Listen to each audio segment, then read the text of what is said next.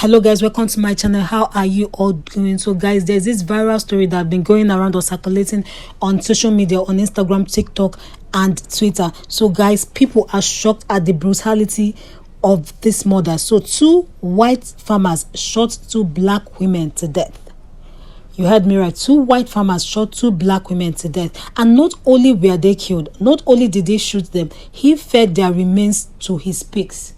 Now, this story has left people outraged, angry, and shocked at the brutality of these murders, because it's not just that he killed them, he fed the remains to his pig. He treated them like animals. He treated them as if their life had no value.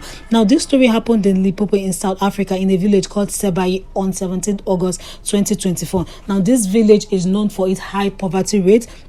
So, on that fateful day, 3 people had left their home, bade their families goodbye, and went in search of their daily bread. Now, there are 3 people. One is a black South African, a woman whose name was Maria. She was aged 45 and she is a mother to 4 children. And now the 2 other people were Zimbabweans, and these 2 other people were a couple. So these 3 people went to this man's farm, to Zachariah Oliba's farm, in search for food.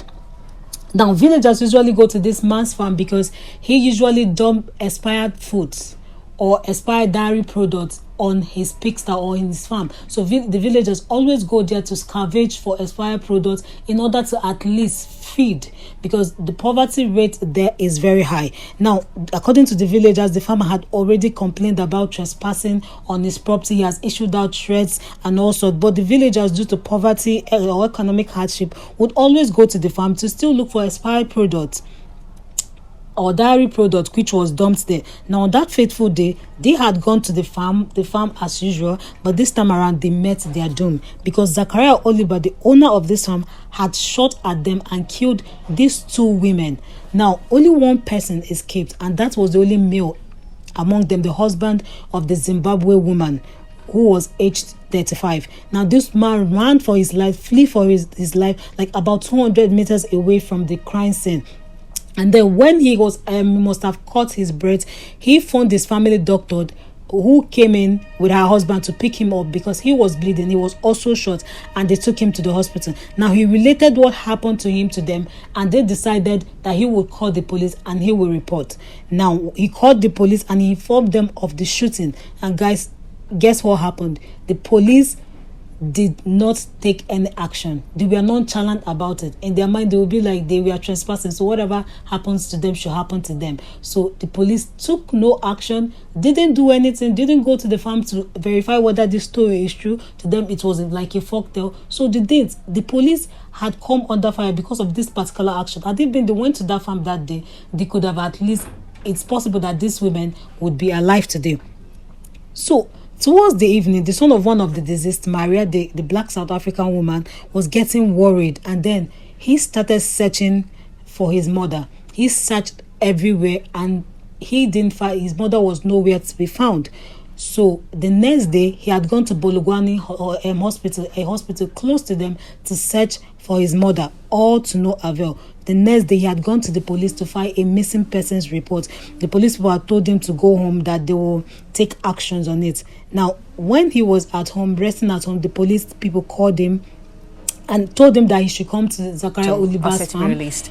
It's believed the women were shot, to verify their something. Then bodies when he got there, at the farm. He found his mother's body half eaten by pigs. Guys, he said most of her body parts has been eaten by the pigs.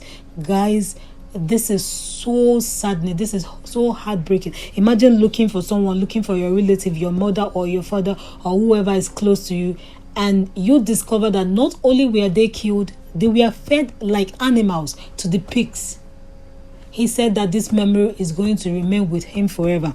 Now, the police immediately arrested 3 suspects: Zachariah Oliba, who is 60, his workers, his security guards, Adrian Devect, he was 19, and then William Musoro, who is a foreign national, and charged them with murder, attempted murder, and unlicensed firearm possession. Now, this story has left many people angry, frustrated, outraged, especially the black South Africa, because it is like apartheid all over again because of the discrimination which they face, the racism which they are facing in South Africa, and yet they are being killed and fed to the pigs. This killing has caused outrage in South Africa, who suffers from a high crime rate with homicide among the highest in the world. And not just homicide, there is high rate of femicide in South Africa. So the Women's Wing of the ruling African National Congress, ANC party, said it was horrifying and outrageous, and then called for decisive action to curb the violence against women. And not only that, the opposition party has come out to express their anger and their shock and their dissatisfaction with the way this case is being handled, because initially the court ordered or warned that the faces of these murderers, these perpetrators that conducted these murders in a brutal way, should be protected by the government. However, due to the outrage by concerned groups, their faces have long been reviewed by the media. Sadly, not much attention has been given to this case, as black South Africans are right now focusing on the alleged identity fraud committed by the mother of a Miss South African contestant. Now, the burning question on everybody's lips has been, why did he do what he did? Was this murder racially motivated? To which the mayor of the province answered, what will cause a person to become so violent, unless the two women were posing violence or threat to the owner of the farm, to the owners of the farm. We do not encourage trespassing, but having said that, we will also ask ourselves, if those women were white, whether they would be dead now. So we will suspect some form of racism on our side, because we doubt if that trespassing, if it was of the same race, the same incident would have occurred.